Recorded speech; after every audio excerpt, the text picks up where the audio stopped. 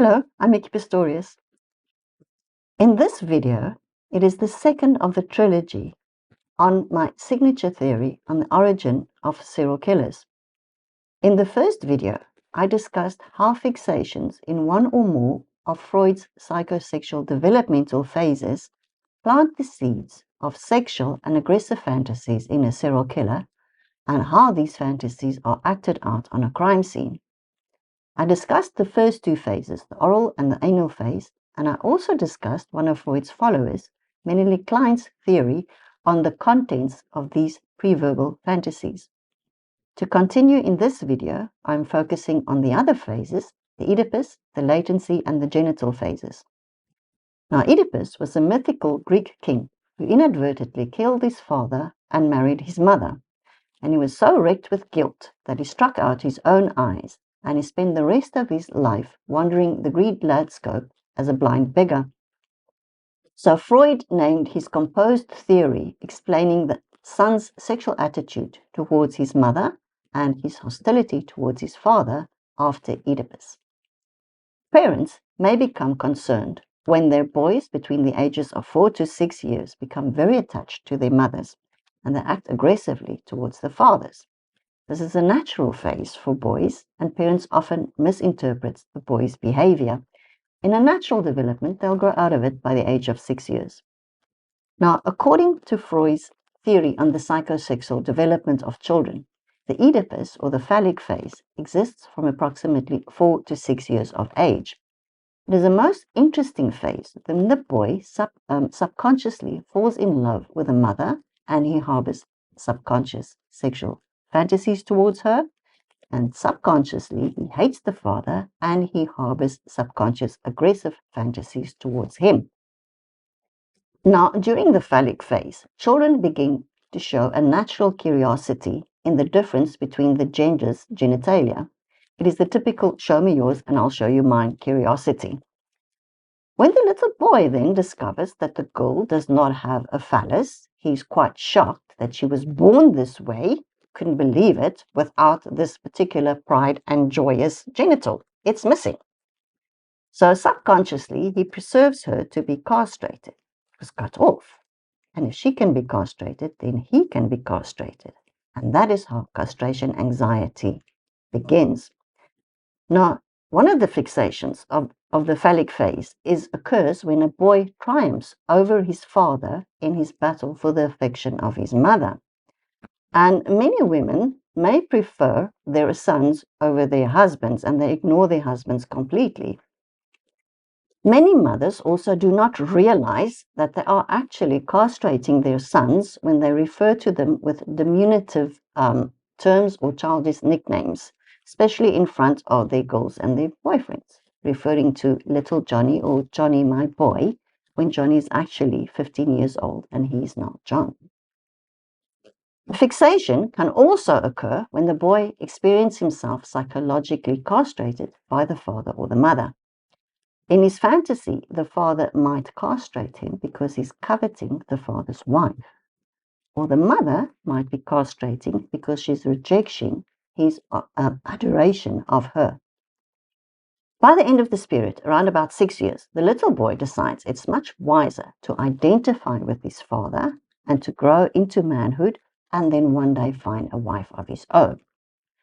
So as a result of the identification with the father and the fact that the boy is now old enough to go to school, he will socialize, develop a conscience, or a superego as Freud called it.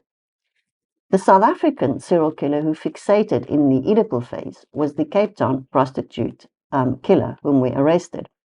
And he told me that he slept in his mother's bed until he was a teenager. So he was what Freud would be called her preferred phallus carrier. However, he lost the battle for her affection and he felt severely rejected when she took male lovers into her bed.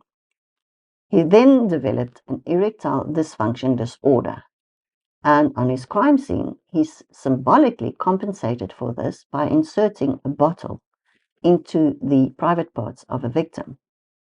Now, we often find this on crime scenes when there is a phallic object inserted into the private parts of a victim, and this is indicative of an Oedipus fixation and it is the killer then compensating for his low level of masculinity. Now, Schlingwa-Sikodi, the Donnybrook serial killer, also fixated in the Oedipal phase. He raped his victims, and thereafter he immediately just shot them, leaving their bodies in their huts with no attempt of concealing the crime or the bodies. Now, one of these victims was quite outstanding because we found her not in a hut, but she was found in the forest, and she was spread-eagled, she was naked, her face was discovered, and tinder was inserted into her private parts, clearly showing the show me yours curiosity of this killer. Schlingwa's father was paralyzed, so as a boy he won the favor of both his mother and his sister, who was his primary caregiver. He had a very symbiotic relationship with these two women, and he had difficulty in differentiating his own personality from theirs. His fixation in the Oedipus phase manifests also in the selection of his victims. They represented his sister, who had abandoned him when he was 10 years old, and he was very angry with her. The victims were mostly in the prime of their lives, as was his sister. Only the last three victims were older, in their 40s and the 50s, clearly indicating that by now he'd matured to transferring the Oedipus phase to his mother, and this also reflected later when he was telling me who was responsible for the crimes. Now, after the Oedipus phase, we get the latency phase, and this exists from the age of approximately 6 to 12 years, beginning, of course, when the little boy is sent off to school. All sexual thoughts and subconscious fantasies from the previous phases are now repressed very much, and the boy concentrates on socializing, developing empathy for others, sharing, and incorporating moral and ethical values, thus developing his internal conscience or superego. The boy is literally moving out from the secluded surroundings of his family and his home into the wider world, into school, where he has to share and take other people's needs into consideration. So in previous articles, I have discussed the effect of ostracism and bullying on children and how it can impair the integral structural integrity of the cingulate cortex of the brain, which is the part of the brain that is responsible for developing a moral code of caring and compassion for other people.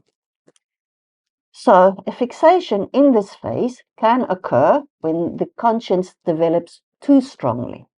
And in this case, the boy will develop into an adult man who is tortured by guilt feelings, who feels that he cannot live up to the idealized self that is set there by the internal parental voice in his superego. But this is clearly not the profile of a serial killer.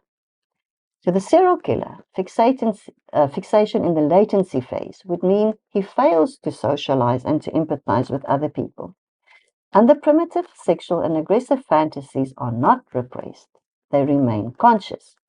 He also fails to develop the conscience because he fails to develop compassion. So there's no internal inhibiting force to prevent him from acting out his fantasies. The more he rehearses them in his mind, the more normal they become to him. So a serial killer is in the making at the age of 12 years.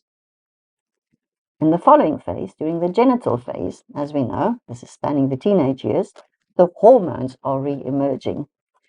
So the boy becomes sexually orientated again, but this time he seeks a sexual relationship with an appropriate partner. And he has another chance at resolving fixations that develop during the earliest phases. So children are very sexually orientated during the first 3 phases, and self-stimulation is a way for them to explore their own bodies.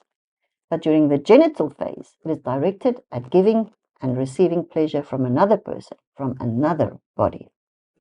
Now, Schlingwa-Sikodi, the Donnybrook serial killer, also had another fixation that spanned the latency and the genital phase, because he was only sent to school at the age of 14 years. He had no contact with peers, nor with women, except with his mother and his sister. So he had a retarded Oedipus phase that was not resolved at the age of 6 years. It lasted until his 14th year. So when he was eventually sent to school, Schwenger had to mentally confront the latency phase, which is supposedly a non-sexual phase. However, his body was entering a very sexual phase.